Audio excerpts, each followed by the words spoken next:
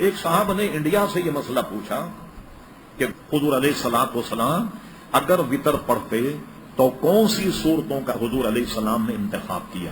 یہ بھی سن لیجیے، اور اس میں ایک اور بھلائی کا پہلو ہے، اسے آپ یاد رکھیں کہ بہت ساری پریشانی سے بچ جائے۔ حدیث شریف میں جو حضور علیہ الصلوۃ والسلام نے وطر پڑھے تو پہلی رکعت میں سورہ اعلیٰ پڑھا، سورہ اعلیٰ، دوسری میں قل یا ایھا الکافرون، تیسری میں قل ھو اللہ احد۔ یہ تین صورتیں حضور علیہ السلام وطر شریف میں پڑھا کرتے تھے۔ اب آئیے ایک ذرا اور فائدے کی چیز، اعلیٰ حضرت فاضل بریلوی رحمت اللہ علیہ نے اپنے ملفوظات میں لکھا کہ کوئی آدمی نماز وطر میں پہلی رکعت میں اذا جاء پڑھ لیں، دوسری رکعت میں تبت یدا، تیسری میں قل ھو اللہ احد، یہ تین صورتیں اگر وطر میں پڑھیں تو زندگی میں کبھی اس کے دانت میں کوئی تکلیف نہیں ہوگی۔ اگر ان صورتوں کو اذا جاء اور تبت یدا اور قل ھو اللہ احد ان کو وہ اپنے نماز وطر میں لازم کر لے اس نیت سے، تو کبھی بھی زندگی میں اس کے دانت میں تکلیف نہیں ہوگی۔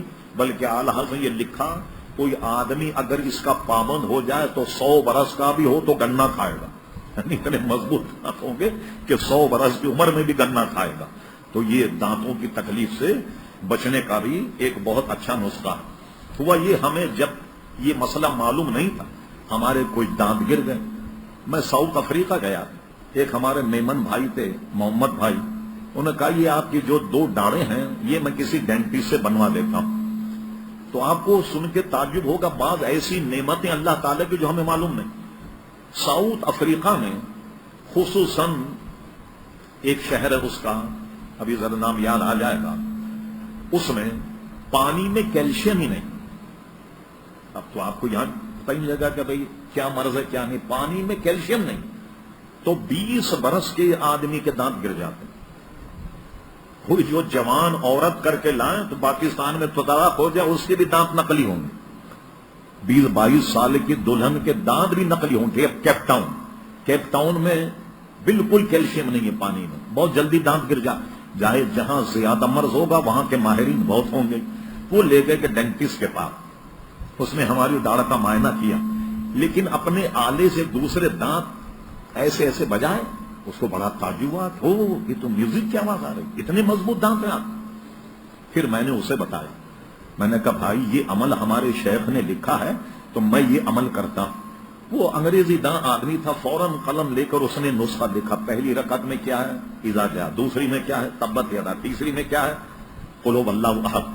آدمی عقلی طور پر اتنا کنجوس واقع ہوا ہے کہ کرنے کے بعد خوش تو بہت ہوا، میرے سے کہا پھر آپ کے کیسے گرے؟ میں نے کہا یہ مسئلہ مجھے بعد میں معلوم ہوا، اس کے پہلے کے گرے ہوئے۔ خیر اس نے دانت کا ناپ تو لے لیا، لیکن ایک میں کہنے لگے مولانا میں کسی کو بتاؤں گا نہیں، خود اس پر عمل کروں گا، اگر میں لوگوں کو بتانے لگ جاؤں تو کیا دانت کھاؤں گا؟ تو کوئی آئے گا ہی نہیں دانت کا مریض، اور سب کے دانت مضبوط ہو جائیں گے تو میری دکان کیسے چلے گی؟ کہنے لگے میں خود کروں گا لیکن کسی کو بتاؤں گا نہیں۔ لیکن حضور علیہ السلام نے اچھی باتیں، دینی باتیں چھپانے سے منع کیا۔ یہ باتیں جو ہیں اچھی، اس کا اظہار کر دیا جائے۔ روزی دینے والا اللہ تبارک و تعالی، آپ بولٹن مارکیٹ پر آئیے، ساری کپڑے کی دکانیں کئی ہزار، کیا اس میں کچھ لوگ بھوکے مر رہے ہیں؟ آپ دیکھیں پوری دکانیں ہیں، اور اگر ہر آدمی کو اللہ تبارک روٹی دے رہا ہے، روٹی دینے والے ہم اور آپ کہاں ہیں؟ واللہ خیر الرازقین، رزق دینے والا تو اللہ تبارک و تعالی۔ تو یہ میں نے بتا دیا کہ حضور علیہ السلام نے سورہ اعلیٰ، قل یا ایھا الکافرون اور سورہ اخلاص یعنی قل ھو اللہ احد، یہ حضور علیہ السلام نے وطر میں پڑھے۔